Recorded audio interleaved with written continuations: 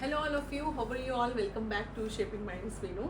Let us continue with People Development and Environment Unit 9. हम लोग वो कर रहे थे मेजर पॉल्यूटेंट्स के बारे में हम लोगों ने पढ़ा. अब आगे देखते हैं what is smoke. Smoke, the term smoke was first used by doctor H.A. Des Hawkes in 1905 और 1905 भी बोलते हैं इस तरीके से. ठीक है, तो आप लोगों को इनका नाम याद रखना है. Doctor H.A. डेस वॉक्स 1905 में उन्होंने स्मॉग जो टर्म है उसको फर्स्ट टाइम यूज किया था. Smog is made from the word fog and smoke. इसमें क्या क्या होता है, इसमें सूट एंड स्मोक का मिक्सचर जो है वो मिक्स होके बनता है स्मॉग, जिसमें क्या फॉग एंड धुआं, फॉग और उसके साथ धुआं जो है वो मिक्स होता है, इसी को स्मोक बोला जाता है. बस ये आपको कॉम्बिनेशन याद रखना है कि इसमें क्या क्या होता है. इसमें सूत होता है एंड स्मोक होता है. सूत एकदम small very little suspended particles होते हैं, जैसे एरोजोल होता है, डस्ट होता है, बिल्कुल महीन होती है ना, सब चीज़ें बिल्कुल उसी तरह से. Heavy smoke result in the decrease of natural vitamin D production leading to a rise in the cases of rickets. जो रिकेट्स है, जो बीमारी है, ये जो डिसीज है, जब हैवी स्मॉग होता है उसकी वजह से विटामिन डी हमें नहीं मिल पाता. क्यों? क्योंकि जो सनलाइट है वो पहुंच ही नहीं पाती. विटामिन डी हमें सनलाइट से मिलता है. आप देखते हैं सर्दियों के टाइम में स्मॉग हुआ होता है या फिर फॉग हुआ आ जाता है, जिसकी वजह से क्या होता है, कई बार 2 दिन 3 दिन 4 दिन आपको सनलाइट नहीं मिलती प्रॉपर. तो सनलाइट इज़ वेरी एसेंशियल, सबके लिए बहुत ज़्यादा ज़रूरी है. विटामिन डी कहते हैं कि अगर किसी को उसकी कमी हो तो उस इंसान को धूप में बैठना चाहिए, सुबह सुबह वाली धूप में. तो उसकी वजह से रिकेट्स जो है उसके केसेस बढ़ जाते हैं. Next is indoor air pollution की अब हम बात करते हैं. इंडोर एयर पॉल्यूशन कैसे? देखिए, अब मैं हूँ इस रूम में, इस बंद कमरे में, तो आप ये देखिए कि हम इस रूम में जितने भी लोग होंगे, हम 3-4 लोग जितने भी हैं, तो हम लोग कॉन्टिन्यूसली क्या ऑक्सीजन को इनहेल करते हैं, कार्बन डाइऑक्साइड जो है उसको एक्सहेल करते हैं, है ना, बाहर छोड़ते जाते हैं. तो इस रूम में क्या होगा, इस रूम में कार्बन डाइऑक्साइड का जो लेवल है वो अप हो जाएगा.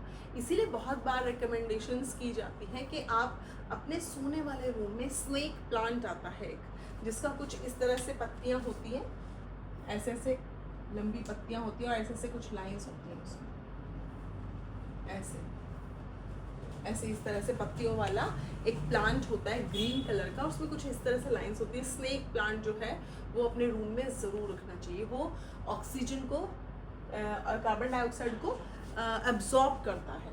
ठीक है, तो इंडोर एयर पॉल्यूशन को आप समझिए, it refers to the physical and chemical, यानी फिजिकल और केमिकल का जो रिएक्शन हो जाता है जिसकी वजह से एयर पॉल्यूशन बढ़ता जाता है. Indoor pollution means at home, commercial facilities with in close premises. Indoor pollution का मतलब है जैसे बंद घर.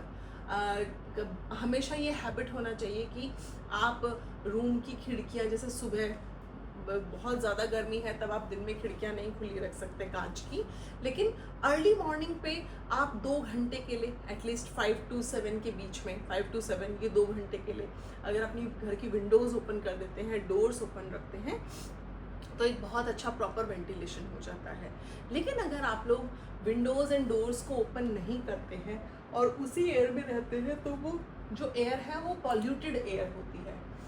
वेरी लो और no ventilation, closed premises raising the pollutants level, जिससे क्या होता है, पॉल्यूटेंट्स का लेवल जो है वो बढ़ता चला जाता है. Next is urban. अगर हम अर्बन एरियाज़ की बात करें, वहाँ के पॉल्यूशन को अगर हम देखें, in urban areas exposure to the indoor air pollution has increased due to synthetic materials. Synthetic material बहुत ज़्यादा यूज़ होता है अर्बन एरियाज़ में.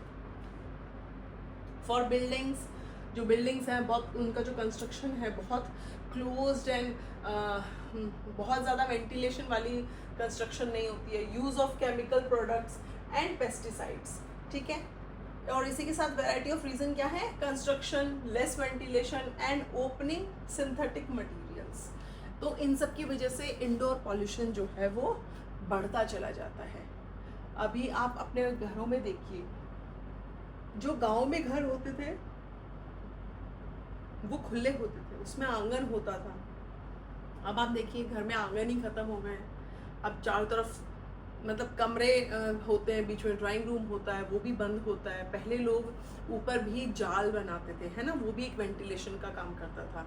और जैसे ही बारिश आती थी तो उसे किसी प्लास्टिक शीट से ढक दिया जाता था, लेकिन वो एक बहुत अच्छा प्रॉपर वेंटिलेशन होता था।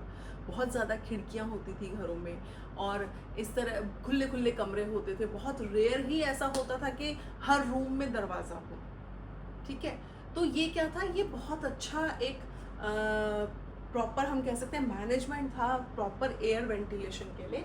लेकिन अब जो घर बन रहे हैं, क्योंकि रॉबरी केसेस बहुत ज़्यादा हो जाते हैं, थीफ की वजह से, बहुत सारे रीजंस हैं, फॉर द सेफ्टी रीजंस, क्योंकि अब क्राइम जो रेट है बहुत अप है, बहुत ज़्यादा बढ़ गया है, जिसकी वजह से जो घरों का कंस्ट्रक्शन है वो इस तरह से किया जाता है कि वो घर हर तरफ से बंद हो जाए, बस उसमें अंदर रहने वाले लोग सेफ फील करें, ठीक है। खुले में आजकल कोई छत पे नहीं सोता, वो सब चीज़ें छोड़ चुके हैं लोग। पहले लोग छत पे सोते थे, तो बेस्ट सब बहुत क्लियर आपको एयर मिलती थी रात को सोने के लिए, है ना। अब आप उसी एयर में, वहीं पे एसी चल रहा है, वहीं पे 10 लोग बैठे हैं, कार्बन डाइऑक्साइड रिलीज हो रहा है ना, लोग ऑक्सीजन इनहेल कर रहे हैं, तो कितनी ऑक्सीजन इनहेल करेंगे, वो लेवल ही खत्म हो जाता है। कार्बन डाइऑक्साइड ही उसका ही लेवल ज़्यादा रहता है।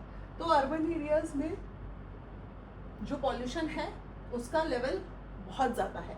अब हम देखते हैं व्हाट इज VOC। VOC होता है वॉलेटाइल ऑर्गेनिक कंपाउंड्स। ये भी एक तरह का पॉल्यूशन है। ये कौन सा पॉल्यूशन है? Volatile organic compounds. जैसे आप परफ्यूम यूज़ करते हैं उसमें होता है, हेयर स्प्रे यूज़ करते हैं उसमें होता है, ग्लू में, नेल पेंट में, एंड इसी तरह की अदर चीज़ें, उसमें से ये जो वॉलेटाइल VOC है ये रिलीज होता है। ये एक तरह का पॉल्यूशन है। नेक्स्ट इज मोट रेपेलेंट्स। व्हाट इज मोट रेपेलेंट्स? Would preservatives. लकड़ी को बचाने के लिए, रखने के लिए, कि वो लकड़ी जल्दी से ख़राब ना हो, सड़े ना, गले ना, तो उसको प्रिजर्व रखने के लिए जो कह सकते हैं हम प्रिजर्वेटिव यूज़ होता है, जिसे मोट रेपेलेंट्स बोलते हैं। ये भी एक तरह का एयर पॉल्यूशन को बढ़ाता है, ये भी एक एयर पॉल्यूटेंट है। Next is फॉर्मलाडाइड।